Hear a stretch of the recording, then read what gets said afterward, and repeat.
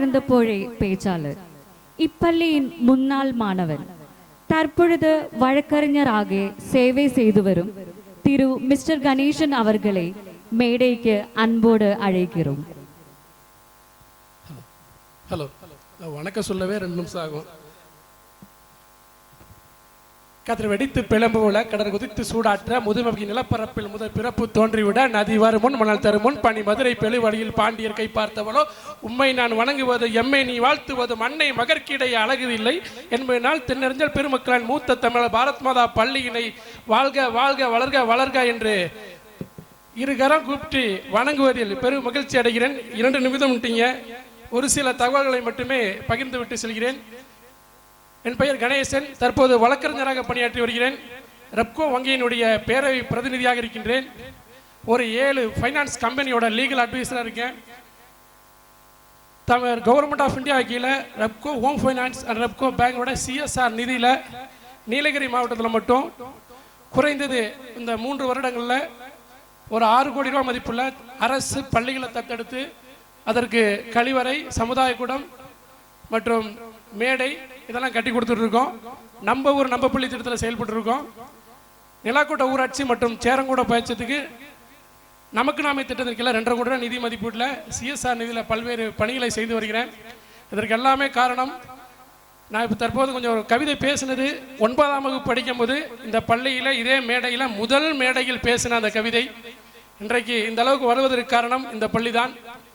வழக்கறிஞருக்கு முதல் எடுத்துக்காட்டு English master Joseph sir தான் என்னை வழக்கறிஞாகணும்னு இன்னைக்கு கை காட்டினார். அதுக்கு ஒரே ஒரு காரணம் தான். என்ன காரணம் பார்த்தீங்கன்னா, ஒரு சிறிய தவறை செய்து விட்டோம். +2 படிக்கும்போது இங்கிலீஷ் கிளாஸ் நடக்குது. அதில் தப்பிக்கிறதுக்காண்டி கூட இருக்கிற பசங்களை காப்பாற்றுறதுக்காண்டி நான் போய் சொல்லிட்டேன். அவருக்கு எல்லா விஷயமே தெரிஞ்சிருச்சு. என்னையை மட்டும் வெளியே நிறுத்தி வச்சுட்டார். வகுப்பறைக்கு வெளியில் மற்ற பசங்க உள்ளே நிறுத்திட்டாரு. கணேசன் ஒவ்வொரு கொஸ்டினாக கேட்குறாரு. அவர் எழுதிக்கிட்டாரு. நான் வெளியே இருக்கும்போது உள்ளே போயிட்டு கேட்கும் போது கூட இருக்கிற எல்லாரும் மாற்றி எஸ்டோப்பிள் மாதிரி முன்னுக்கு முறைனா மாற்றி சொல்லிட்டான். திருப்பி அவங்க எல்லாத்தையும் வெளியே அனுப்பிட்டார். என்னையை மட்டும் உள்ளே விட்டார். சார் என்ன சார் அப்படின்னு. என்ன கணேசன் என்ன இப்படி பண்ணிட்டீங்க என்ன சார்? இந்த டெஸ்ட்டு சரி எழுதிருங்க, அவங்கள ஒன்றுமே பேசலை விட்டுறேன், இந்த டெஸ்ட்டு மட்டும் எழுதிருங்கண்ணே. இந்த டெஸ்ட் எழுதுறதுக்கு சார் இவ்வளோ போய் சொன்னேன் அப்படின்னு. அப்போ நீங்கள் வக்கீலாக எல்லாம் இன்றைக்கி சொன்னார். அதுக்கப்புறம் ஒரு வழக்கறிஞரை பார்த்து இன்றைக்கு நான் வக்கீலாக இருக்க காரணமே ஜோசப் சார் தான். பல்வேறு மேடைகளை சொல்லியிருக்கேன். அதன்படி அடுத்தது பார்த்தீங்கன்னா, இப்போல்லாம் மாணவர்கள் பயமெல்லாம் ரொம்ப விட்டு போச்சு. காரணம்னு பார்த்தீங்கன்னா, நான் ஒரு தவறு செஞ்சவனில் எக்கனாமிக்ஸ் கிளாஸில் ஒரு நகைச்சுவை மற்றும் மாணவர்களுக்காண்டி ஒரு அட்வைஸாக கூட எடுத்துக்கலாம்.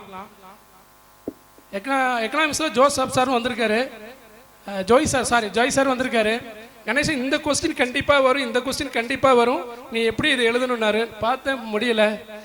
சரி, எக்கனாமிக்ஸ் கைடில் இருக்கிற ஒரு பேப்பர் அப்படியே பிடிச்சிட்டு போயிடலாம், எழுதிடலான்னு போயிட்டு முடிவு பண்ணிட்டு உள்ளே போயிட்டோம்.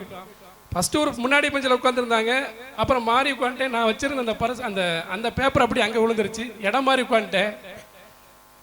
உங்களுக்கு தான் தெரியுமே, டீச்சர்ஸ் உள்ளே வந்தோடனே அந்த பேப்பரை பார்த்துட்டாங்க. சரி, எல்லாம் முடிச்சு எழுதி முடித்தோடனே அப்படியே அந்த எக்ஸாம் கமிட்டி எல்லாம் எல்லாத்தையும் வெளியே வாங்கன்னு எல்லாம் வெளியேட்டாங்க. ஒரு 40 பேர் அந்த ரூமில் எழுதியிருந்தோம். எல்லாத்தையும் கேட்குறாங்க. கூட இருக்கிற பிள்ளைங்களாம் சொல்லிச்சு, கணேசா ஒத்துக்கடா, நாங்களாவது போய் எக்ஸாம் எழுதுறோன்னு. கடைசி வரைக்கும் நீ சொல்லலை. எல்லாம் மச்சாய் மாஸ்டர் ஒரு ஆள் குச்சி எடுத்தாலே உங்களுக்கு எல்லாம் தெரியும். சன்னி மாஸ்டர் குச்சி எடுத்து நிற்கிறாரு, பிஜு மாஸ்டர் குச்சி எடுத்துட்டு வந்துட்டாரு, ஜோசப் சார் குச்சி எடுத்துருக்காரு, சுரேஷ் சார் கூட பக்காதுக்கு ஒரு குச்சி எடுத்துட்டு இருந்து இந்த வேலையெல்லாம் இருக்கா அப்படின்னு போயிட்டாரு. கடைசியில் ஜோசப் சார் தான் சொல்கிறாரு, எல்லாத்தோட இங்கிலீஷ் கைடு கொண்டு பார்த்தா சரி அப்படின்னு 40 பேர்த்தோட இங்கிலீஷ் கைடு கொண்டு வந்துட்டாங்க. 36 கைடை பார்த்துட்டாங்க, 4 பேர் தான் இருக்கும். அப்போ பிஜு மாஸ்டர் தான் கேட்குறாரு, கணேசன் உங்கள் கைடு எடுக்கணும்ல, அது எங்கே அப்படின்னாரு. இருக்குது சார், அங்கே தான் இருக்குது, பார்க்கணும் அப்படின்னு. சரி, உங்கள் கைடு எடுங்கன்னாரு. உடனே லிஜோ போயிட்டு என் கைடு எடுத்துகிட்டு வந்து கொடுத்துட்டான். என் கைடில் அந்த பேப்பர் இருக்குது. அடுத்த கைடு எடுத்தா லிஜோ பேப்பர், லிஜோட கைடு. நான் கிழிச்சிட்டு போனது லிஜோட கைடில் தான் எடுத்துகிட்டு போனேன். நான் ஓடிட்டேன். ஆனால் சவுண்டு மட்டும் கேட்டுச்சு. அந்த குச்சியோட வலி எதற்காக சொல்கின்றால், பள்ளியினுடைய ஆசிரியர்கள் இன்றைக்கு கொச்சியை கீழே போட்டதன் விளைவுதான். ஒவ்வொரு இடத்துல நீங்களா சமூக சீர்கேடு, ஒவ்வொரு மாணவனும் கத்தியும் பட்ட கத்தியும் சைக்கிள் செயினையும் பிளேடையும் ஸ்கூல் கொண்டு போகுது. பல்வேறு கொலை குற்ற சம்பவங்கள், போதைப் பொருட்கள் விற்பனைலாம் ரொம்ப மாறிக்கிட்டு இருக்கு. அதனால் அன்றைக்கு ஆசிரியர்கள் நீங்கள் குச்சை எடுத்ததன் ஒரு விளைவு, அன்றைக்கு உங்களுக்கு கண்டிப்பின் விளைவு தான் இன்றைக்கு இப்படிப்பட்ட மாணவர்கள் நல்ல நிலைமையெல்லாம் இருக்கும். ஒரே ஒரு வேதனை தான் என்னன்னா, பல்வேறு சிறப்பு அழைப்பாளர்லாம் போட்டிருந்தோம், வர முடியலன்னு இருக்கு.